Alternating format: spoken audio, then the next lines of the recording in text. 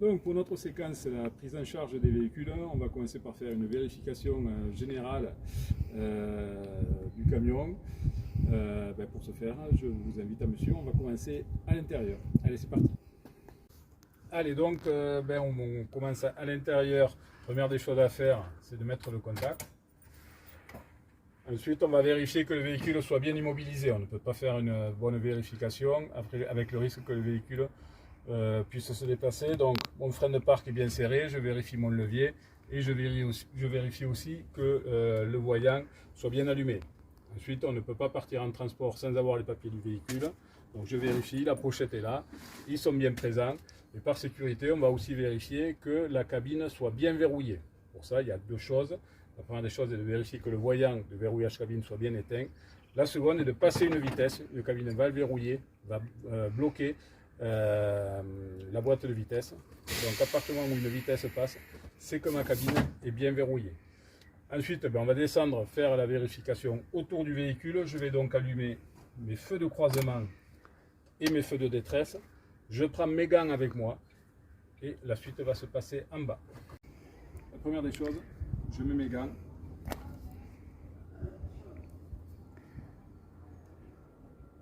Et je vais commencer par la vérification de la face avant du véhicule. Donc je vais vérifier que les feux de gabarit de la caisse,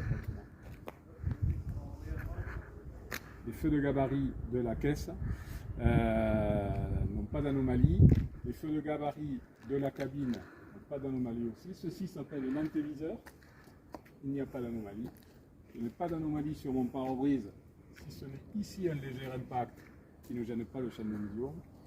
Je n'ai pas d'anomalie sur ma carrosserie ainsi que sur mes feux de croisement et mes feux de position, mes feux de détresse. Pas d'anomalie non plus. Ensuite, on va vérifier qu'il n'y ait pas de taches sous l'ensemble du véhicule, taches d'huile ou d'autres liquides. On se penche en faisant bien attention à ne pas se faire mal. Pas de taches sous l'ensemble du véhicule. On va passer sur le côté.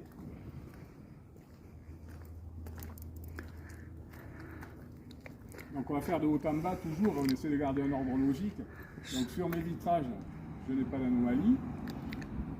Sur mon rétroviseur d'accostage et mes rétroviseurs, je n'ai pas d'anomalie non plus. Pas d'anomalie sur ma carrosserie. Pas d'anomalie sur mon répétiteur latéral. Pas d'anomalie sur ma roue. De côté, il n'y a pas de problème. Puis je vais prendre connaissance des dimensions du véhicule. Pour ce faire, on va lire la plaque de tare. On prendra en compte les dimensions qui vont nous intéresser dans le cadre des limitations et des interdictions qu'on peut trouver sur la signalisation routière.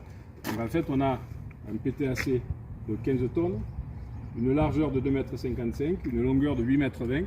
L'autre dimension qui nous intéresse n'est pas indiquée sur la plaque de tare, c'est la hauteur. Ce véhicule a une hauteur de 3,30 m. Pour ce qui est du premium, qui sera dans l'autre exercice, pour notre équipe, il fait 4 mètres de hauteur. Ensuite, on continue sur le côté. On vérifie la carrosserie. Ici, c'est une carrosserie. Sur notre véhicule, c'est une bâche. Donc la carrosserie n'a pas d'anomalie. Les feux orangés ou feux de position latéraux n'ont pas d'anomalie, fonctionnent bien. Et je n'ai pas d'anomalie sur mes roues. On y reviendra plus tard dans un thème. On continue vers l'arrière.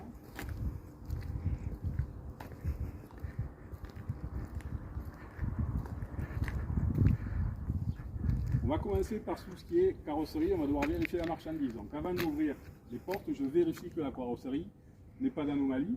Je vérifie les charnières, les portes, elles n'ont pas d'anomalie. Donc je peux les ouvrir en toute sécurité et vérifier ma marchandise.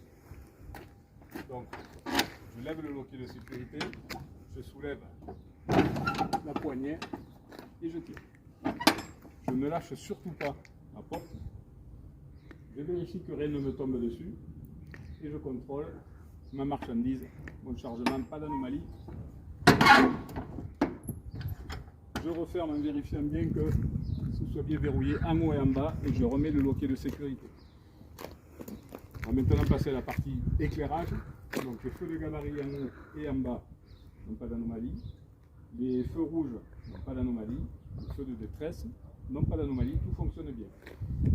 Pour vérifier les feux stop, je vais faire appel à l'aide de l'examinateur. Je vais donc aller à la cabine, appuyer sur la pédale de feu stop et lui demander d'en vérifier le fonctionnement.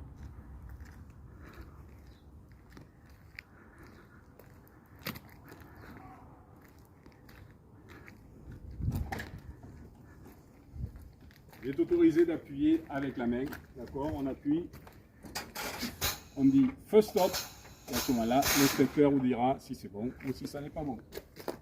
Pensez bien à refermer la porte, on ne laisse jamais une porte ouverte. On va revenir ici, vers ce côté. Donc la carrosserie, pas d'anomalie depuis peu de temps.